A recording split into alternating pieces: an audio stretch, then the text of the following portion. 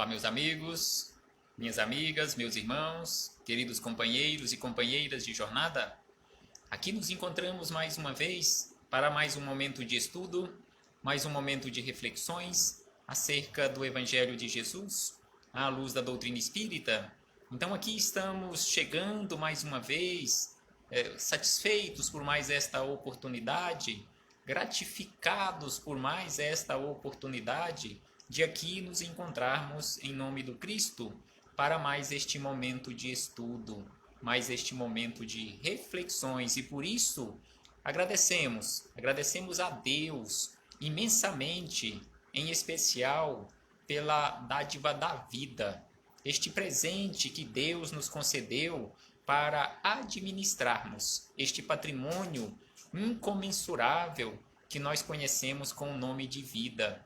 Agradecemos a Jesus de Nazaré por esses belíssimos ensinamentos que ele nos deixou de forma exemplificada, conforme nós encontramos em seus evangelhos ou biografias que nós temos acesso até os dias de hoje e que continua cada vez mais sendo consultado e estudado este manancial inesgotável que Jesus nos deixou, exemplificados conforme a anotação de seus evangelistas.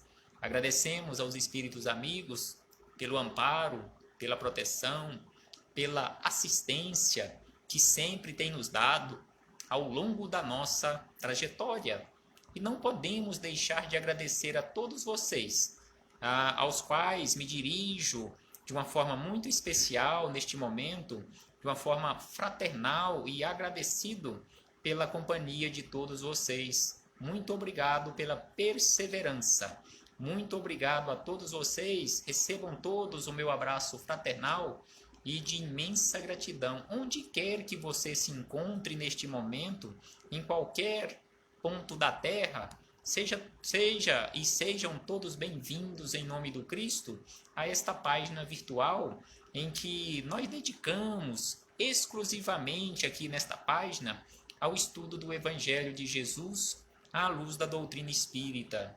Muito obrigado de coração pela presença de todos. E hoje aqui nos encontramos para estudarmos mais um capítulo do livro Busca e Acharás, de autoria dos espíritos André Luiz e Emmanuel. E hoje a nossa base para a reflexão é o capítulo de número 41, que é de autoria do espírito Emmanuel, que tem como título Nossa Maior Tarefa. Será de qual tarefa Emmanuel vai nos falar e fala neste capítulo? Qual é a nossa maior tarefa? Qual é a nossa maior missão aqui na Terra? Qual é a nossa maior missão em qualquer lugar onde nós nos encontrarmos aqui na Terra ou em qualquer outro lugar no universo, no corpo físico, em corpos físicos ou fora dele? Qual é o nosso maior desafio? Não em relação a desafio quanto às outras pessoas, mas em relação a nós mesmos. Qual é a nossa maior tarefa ou desafio? Então, exatamente sobre esta maior tarefa, a nossa maior tarefa, que de uma forma bem sucinta, frases bem curtas e diretas, é que Emmanuel nos traz aqui neste capítulo estas reflexões para nos chamar verdadeiramente à reflexão acerca desta maior tarefa de todos nós. Mas antes de começarmos aqui nas palavras de Emmanuel, faremos a nossa leitura costumeira para início de reflexão e de harmonização aqui neste grupo, o capítulo de número 14, de autoria de Carlos Torres Pastorino, do livro Minutos de Sabedoria. E aqui neste capítulo 14, Pastorino nos diz o seguinte: mantenha uma atitude vitoriosa.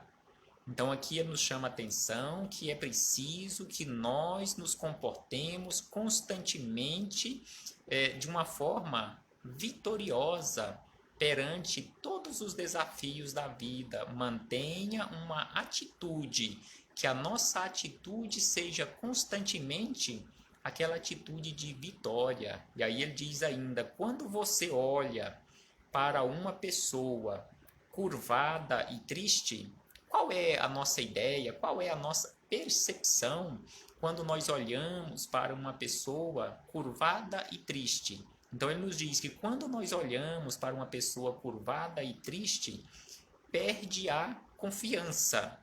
Então aqui nos chama a atenção que quando nós, via de regra, quando nós olhamos para uma pessoa que está ali tristonha, curvada e triste, nós não confiamos naquela pessoa, nós perdemos a confiança naquela pessoa, já enxergando naquela pessoa um derrotado. Então é por isso que ele nos chama a atenção que é preciso manter constantemente uma atitude firme, uma atitude de vitória. E aí ele diz que quando nós olhamos para uma pessoa numa condição dessa, de curvada e triste, nós perdemos a confiança nela, porque verificamos que está abatida e preparada para uma derrota.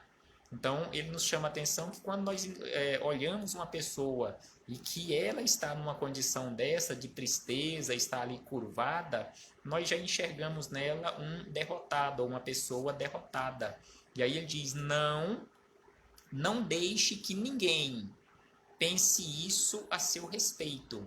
Então, se nós olhamos para uma pessoa numa condição dessa e pensamos isto em relação a ela, aí ele chama a atenção, não deixe que ninguém pense isso a seu respeito. Ou seja, não se curve perante os problemas. Mesmo que a carga esteja pesada, é preciso que mantenhamos uma atitude de vitória. É preciso, conforme já estudamos em outras lições, inclusive do livro Busca e Acharás, nós já estudamos, Emmanuel nos fala sobre isto, é preciso que mantenhamos a fronte erguida, ou seja, a cabeça erguida constantemente. E ainda ele acrescenta, mantenha-se de cabeça erguida, confiante e risonho, e todos confiarão em você. Então é preciso que mantenhamos a cabeça erguida, confiante e com um sorriso nos lábios, que todos confiarão em nós, mesmo que estejamos destroçados. Mas é preciso que mantenhamos esta atitude, porque sem sombra de dúvida que é saúde para nós, ou um caminho de construção de saúde. E Pastorino encerra aqui dizendo o seguinte, irradie força e entusiasmo até por meio da atitude de seu corpo. Aquela leitura corporal, o nosso comportamento corporal tem que ser também desta forma, atitude vitoriosa constante. Porque não adianta simplesmente nós falarmos de uma forma e o nosso corpo, a nossa expressão corporal, dizer outra. Nós falarmos que estamos alegres, que estamos satisfeitos, mas com um semblante de abatimento. Todos perceberão que aquilo que falamos foi só da boca para fora. Então é preciso, conforme ele nos fala aqui, que a atitude também seja do nosso corpo e esteja no nosso corpo aquela atitude constante de vitória e de um vitorioso perante a vida e aqui na vida. Então aqui fechamos este parêntese nas palavras de Carlos Torres Pastorino para iniciarmos aqui nas palavras de Emmanuel, neste capítulo 41, nossa maior tarefa. Então aqui vem a resposta, como questionamos lá no início, qual é a nossa maior tarefa aqui na vida? Não aqui na vida no corpo físico, mas a vida de uma forma ampla, ilimitada, a vida do ser imortal. Aí Emmanuel já começa logo na primeira palavra, já nos respondendo a este questionamento que fizemos sobre a nossa maior tarefa. Amas. Então a nossa maior tarefa, sem dúvida nenhuma, que é exatamente o aprendizado através da prática, constantemente no nosso dia a dia, nas nossas menores atitudes do dia a dia, a prática da lei de amor. Amas, nos diz Emmanuel. Talvez há muitos que ainda não te entendem. Então aqui ele nos diz que nós precisamos amar. Inclusive há muitas criaturas, companheiros de jornada, que estão aqui conosco fazendo esta caminhada terrena, mesmo aqueles que não não nos entendemos, mesmo que sejam naquela condição ou estejam naquela condição de adversários, conforme Jesus nos ensina, amar os teus inimigos, fazer o bem àqueles que vos odeiam e àqueles que vos perseguem. Então aqui, sem sombra de dúvida, que Emmanuel está correto, que a nossa maior tarefa, a nossa maior missão, conforme nos disse Jesus, lá nas anotações de Mateus, amarás o Senhor teu Deus de todo o teu coração e amarás o teu próximo como a ti mesmo. Aqui estão os desafios lançados por Jesus, o amor a Deus, o amor ao próximo e o amor a nós mesmos. E aí abrimos mais uma vez um parêntese, já nestas primeiras palavras de Emmanuel, para acrescentarmos informações e ampliarmos as nossas reflexões, aqui trazendo palavras do espírito Hermance, através da mediunidade de Vanderlei Oliveira, ensinamentos que nós encontramos no prefácio da obra Jesus, a inspiração das relações luminosas. Então o espírito Hermance nos diz sobre, e com base nestas palavras de Jesus, sobre a necessidade de amarmos a Deus, o próximo e a nós mesmos. Então Hermance nos diz o seguinte: o amor é a ponte que pode permitir um trânsito harmonioso desde a inteligência até os sentimentos. Então, aqui Hermance nos fala que o amor é essa ponte que pode permitir, desde que façamos a nossa parte, permitir um trânsito harmonioso desde a nossa inteligência até os nossos sentimentos. E aí ela nos diz o seguinte, Hermance nos diz o seguinte, que Jesus nos deixou aqui uma proposta deixada por Jesus, que é exatamente esta de aprendermos a amar, e ela nos diz também que Jesus nos deixou essa proposta pedagógica e também Jesus inaugurou um novo ciclo para a Terra. Então aqui ela nos esclarecendo que aquele ciclo que nós conhecemos aqui na Terra atualmente, que nós dentro e no meio do movimento espírita classificamos e denominamos como esse período de transição, onde estaríamos saindo do mundo de provas e expiações para um mundo de regeneração, muitos companheiros alegam e às vezes querem até estabelecer datas, quando foi que começou este período de transição de mundo de provas e expiações para um mundo de regeneração, quando e quem foi que começou este período, quem foi que inaugurou este período. Então os espíritos amigos, assim como Hermance, nos falam constantemente que quem inaugurou este novo ciclo para a Terra foi exatamente Jesus.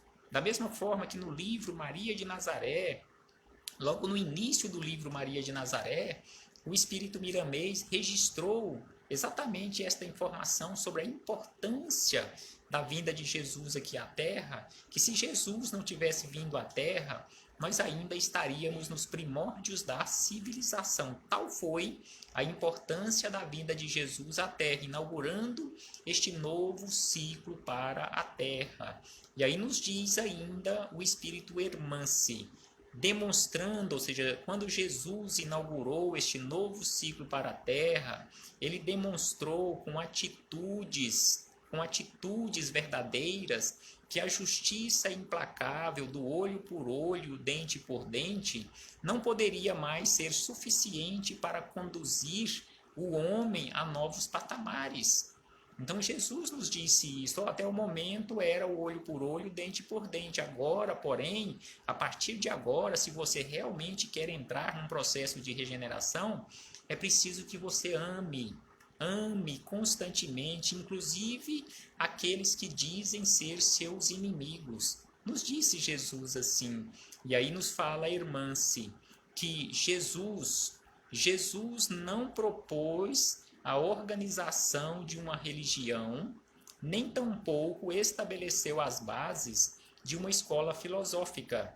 Então aqui ela nos deixa claro, assim como nós já sabemos, na doutrina espírita nos mostra isso de uma forma bem clara, que Jesus não deixou nenhuma religião aqui na Terra, dessas religiões que nós conhecemos. Ele deixou, na verdade, a religião do amor verdadeiro e nem tampouco deixou as bases para a criação de escolas filosóficas.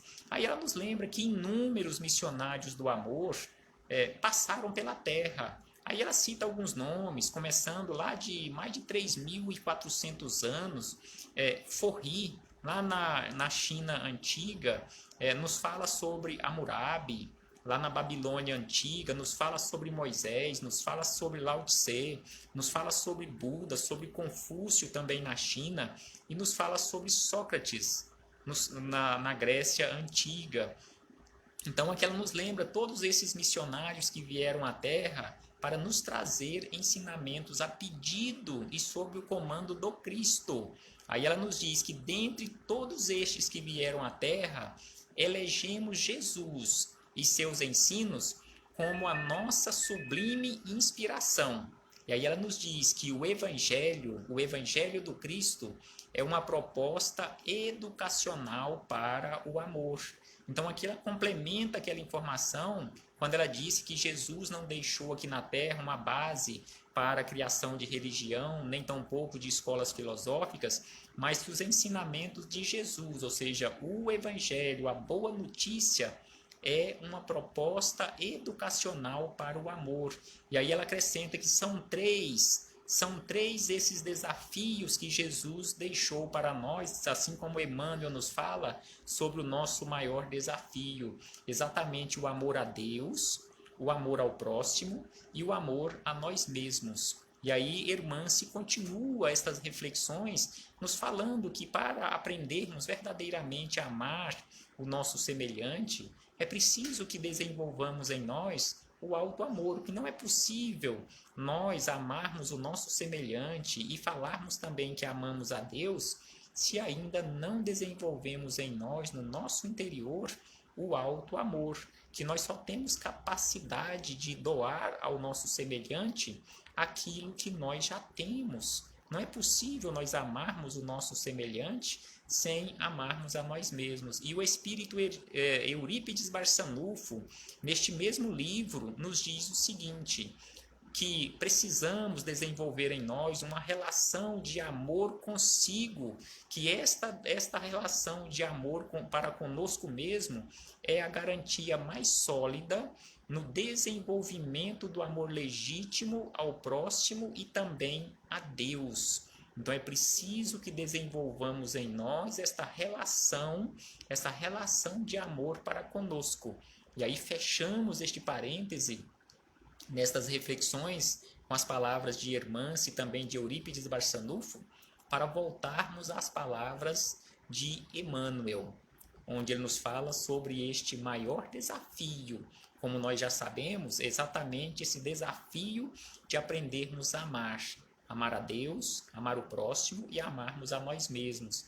E aí Emmanuel nos diz que continua a servi-los. Então ele fala aqui sobre os adversários ou aqueles que não nos entendem, que é preciso, para desenvolvermos o amor, é preciso que continuemos a servi-los mesmo a longa distância. Mesmo a longa distância, é preciso que continuemos servi-los. E ele acrescenta, não te encontras no mundo? Então aqui Emmanuel nos traz um esclarecimento, tipo assim, um puxão de orelha para todos nós, que nós não nos encontramos no mundo a fim de consertar os outros. Então aqueles que não nos entendem, ou aqueles que não gostam de nós, nós não temos como missão aqui na Terra consertá-los. Nós estamos aqui para nos consertar. Nós estamos aqui nesta oficina da vida para consertar a nós mesmos. É por isso que ele nos diz que não te encontras no mundo, ou seja, nenhum de nós nos encontramos aqui no mundo a fim de consertá-los, ou seja, a fim de consertar os outros. E aí, em muitas situações, nós olhamos para as criaturas e falamos, mas o fulano ou a fulana, bem que poderia tanto ser assim ou ser assado, se ele melhorasse ou se ela melhorasse aqui e ali, seria uma pessoa bem melhor. Sem sombra de dúvida que isso também nós precisamos melhorar em nós. E aí Emmanuel acrescenta ainda, nossa maior tarefa é a corrigenda de nós mesmos. Então a nossa maior tarefa não é corrigir os outros, não é consertar os outros. A nossa maior tarefa é corrigir em nós os defeitos que teimamos em enxergar nos outros, que é o nosso espelho que está refletindo a nossa própria imagem moral. E aí ele acrescenta, se te ferem ou atacam, ora por todos eles. Assim nos orienta Jesus, que é preciso que perdoemos, é preciso que oremos por todos aqueles que nos caluniam e que nos perseguem. Por isso que Emmanuel vem e nos diz, se te ferem ou atacam, ora por todos eles. E encerra dizendo, Deus cuidará dos outros, como zela por todos nós. Então não precisa ou não precisamos ter esta preocupação de querer corrigir os outros. É preciso sim ter esta preocupação constante e nos esforçarmos constantemente para realizar em nós as corrigendas necessárias, deixando por conta de Deus e o tempo a corrigenda dos nossos semelhantes, porque Deus cuida de todos, no caso deles e também de nós. Não esquece de nenhuma das suas criaturas. Façamos a nossa parte. A do outro, sem sombra de dúvida, que compete ao outro. Paz aos nossos corações e muito obrigado mais uma vez. Muito obrigado a todos vocês que chegaram e permaneceram aqui nesta página virtual, refletindo conosco acerca desses belíssimos ensinamentos. Muito obrigado a todos que, porventura, passaram por esta página virtual, mas que não puderam ficar até o final. Recebam também o meu abraço fraternal e de imensa gratidão. Até a próxima oportunidade, se assim o Pai nos permitir. Muito obrigado. Um abraço fraternal e luz constantemente no nosso caminho e que possamos fazer luz, que possamos brilhar a nossa própria luz. Jesus conosco sempre.